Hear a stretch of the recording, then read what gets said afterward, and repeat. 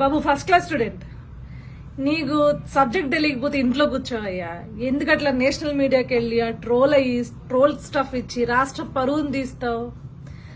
National మీడియాకి 4.5 కోట్ల రూపాయలు బడ్జెట్ పెట్టి సెట్ వేసి నీకు నువ్వే ఇంటర్వ్యూ ఇచ్చుకుని నీకు నువ్వే ట్రోల్ మెటీరియల్ అయ్యావు.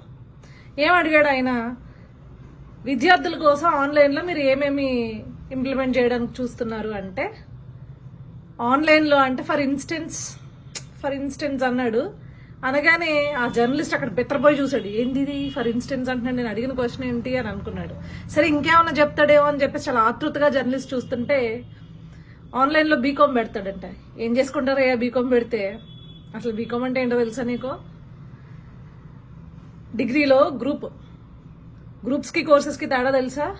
తెలీదు. ప్రొఫెషనల్ కోర్సెస్ అని ఉంటాయి, డిగ్రీ గ్రాడ్యుయేషన్లో గ్రూప్స్ ఉంటాయి. BCom bachelor of commerce, BSc bachelor of science, దీంట్లోనే బీకామ్ కంప్యూటర్స్ అని,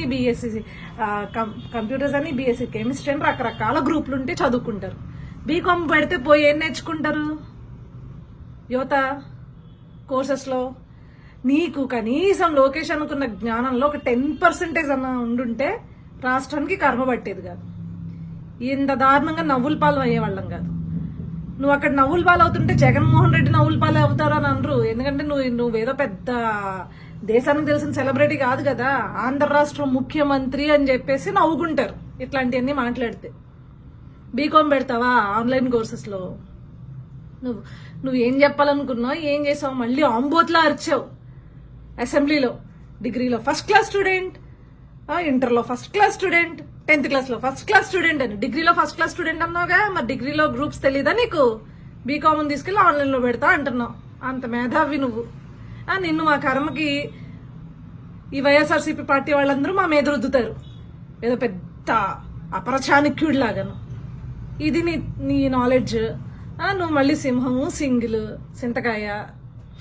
సో నువ్వు వెళ్ళక, నేషనల్ మీడియాని అడ్రస్ చేయక, నీ పరువు పోట్ల ఆంధ్ర రాష్ట్ర పరువు పోతుంది.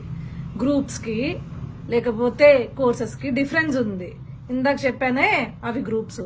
కోర్సెస్ అంటే ఏంటి?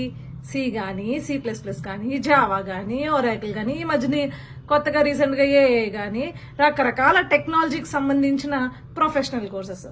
వాటికి సర్టిఫికేట్ తీసుకున్న తర్వాత ఈరోజు జాబ్స్ వచ్చే పరిస్థితి. లోకేష్ అన్నాడు 3 ఏళ్ల ఎడ్యుకేషన్ సిస్టంలో కానీ, 4 ఏళ్ల ఎడ్యుకేషన్ సిస్టంలో కానీ, గ్రాడ్యుయేషన్ సిస్టంలో జాబ్స్ రావాలంటే 3-4 ఏళ్ళు చదివినా కూడా ఆ సబ్జెక్ట్ నేర్చుకోలేని పరిస్థితి ఉంది. బయటకు వెళ్ళి కోర్సెస్ తీసుకుని దాంట్లో ఒక సర్టిఫికేట్ వచ్చిన తర్వాతే జాబ్స్ అనేవి వస్తున్నాయి. కాబట్టి మనం టోటల్ ఎడ్యుకేషన్ సిస్టమ్ని ఒకసారి రివైవ్ చేయాలి, దాంట్లో మార్పులు చేర్పులు చేయాలి, చాలా ఇంప్లిమెంటేషన్ చేయాలి, వాటిల్లో కొత్త టెక్నాలజీస్ని తీసుకురావాలి అని చెప్పేసి ఆయన చెప్పడం జరిగింది. ఆ రోజు న్యూట్రల్ ఓటర్స్ కూడా హ్యాట్స్ ఆఫ్ అన్నారు లోకేష్ అన్న తీసుకున్న నిర్ణయానికి. చాలా మంది విద్యార్థులు కూడా ఎస్ ఇది కరెక్ట్ అని చెప్పి భావించారు. సబ్జెక్ట్ మీద నాలెడ్జ్ అంటే అది నీకులాగా తత్రబిత్ర మాటలు మాట్లాడటం కాదు.